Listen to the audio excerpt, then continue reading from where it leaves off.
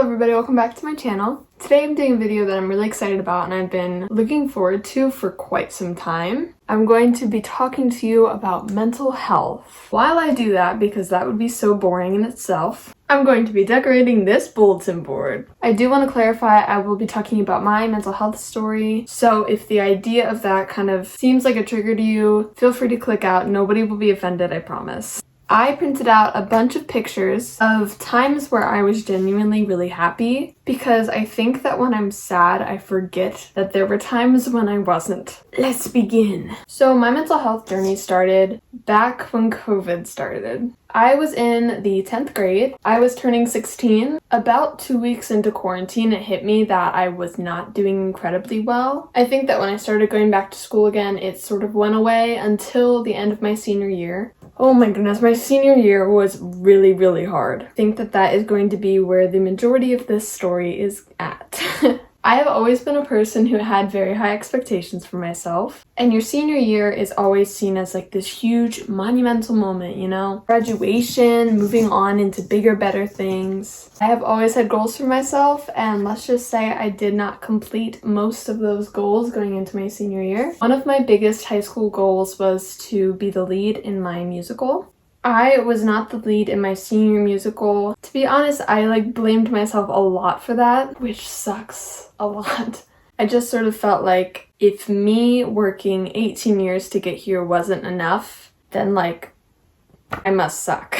I also want to say that a huge reason that I blame myself for not getting the role that I wanted in my high school play, which I will say I know most people will think that that's crazy that all of this happened because of that moment. Imagine working your whole life for something and then it not happening. I know it's just a high school musical, but to me that was everything. And up until my senior year of high school, I was planning to attend college with a musical theater degree and trying to one day get to Broadway. And I thought that if I couldn't get the lead in my high school musical, then what is the point in even trying? I did get the lead in my junior year musical. We did Mamma Mia and I got Sophie, but I wanted to be perfect to the point where I was practicing so much. And I already know what you're thinking, what's the harm in practicing a lot? By the time my show came around, I actually lost my voice. And I ended up not doing my best because my voice just kept giving out. But I always blamed myself for not getting the lead in my senior musical because I pushed myself too hard to do well in my junior musical and failed because of it. To say I failed is very dramatic. I look back at videos and I'm proud of myself. I'm proud of myself for pushing through. I'm proud of myself for going against all the people who were talking bad about me. I do have pride in how I performed. It just wasn't perfect.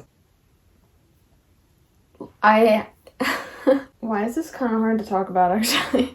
I did not expect finding out that I did not accomplish my goal to be just the start of what I was gonna go through. I ended up finding out that a lot of people that I called my friends were very, very far from it. The people that I called my friends were probably the worst people I have ever met in my entire life. And the hardest part is we had been friends my entire life, and they still felt so comfortable just turning on me and talking about me behind my back. I did end up getting in my first relationship my senior year.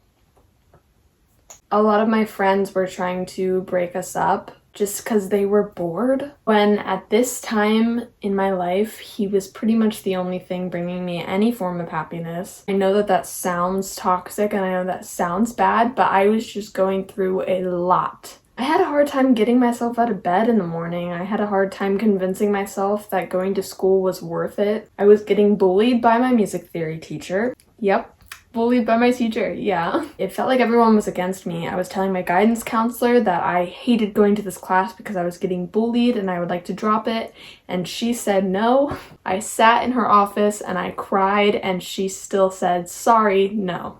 And that was one of the moments where I was like, okay, looks like I have to fend for myself here. And what I will never understand is why people are so comfortable making things up just to hurt you. I felt like people were walking on tiptoes around me, and honestly, that hurt me too. I ended up getting a job this summer at Dunkin'. I post a lot about working at Dunkin'. I still work there now. This summer, I had a lot of fun. I was away from all the people that were holding me back. from all the people that were, you know, constantly just pulling me down. And I was just so happy because I knew I never had to see any of them ever again. Speaking of graduation, I just remember being so proud of myself for making it to that moment.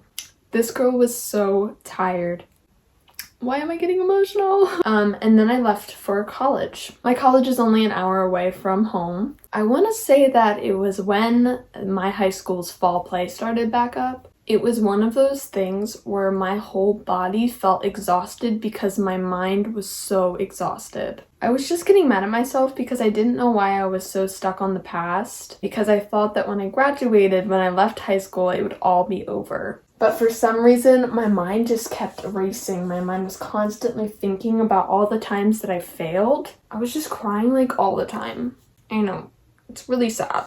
It came to a point where I couldn't even trust myself because I couldn't tell if what I was thinking was real or if it was just because I was going through it. And listen, I'm a girl with trust issues as is, so... And we talked to a doctor and she told me I had anxiety and I was like, oh, that's a new one. I just don't know how to explain how, like, dark I felt. Just like nothing was worth it. Like, I was like, why am I even doing this? Why am I even trying? The only way that I can accurately describe how I felt was empty. So I talked to my doctor again, and it wasn't until we brought up the idea of depression that it was even a possibility in their mind, which I thought was crazy. It's now been, I think, almost 3 months, and I was feeling so good. See, when I planned this video, I was in like a really, really good place, and I thought that it would be the perfect time, you know, to talk about it now that I'm finally getting over it, you know, getting over the hill. Healing is not a straight line. I have a lot of things that I'm trying to overcome, trying to understand, you know, and it's not going to be a 3-month straight line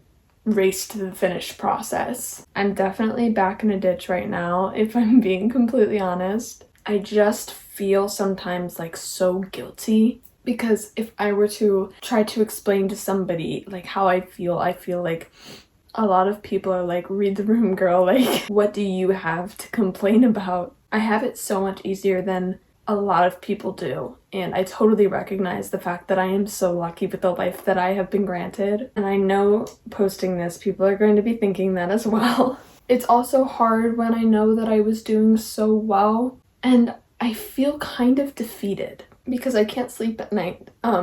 Without my brain telling me all these things all over and over again. Singing songs that I know are going to be triggering me. When I was younger, I had such big dreams for myself. And I feel like I haven't been able to pull through with any of them, and I just want to make my younger self proud. That is my only goal.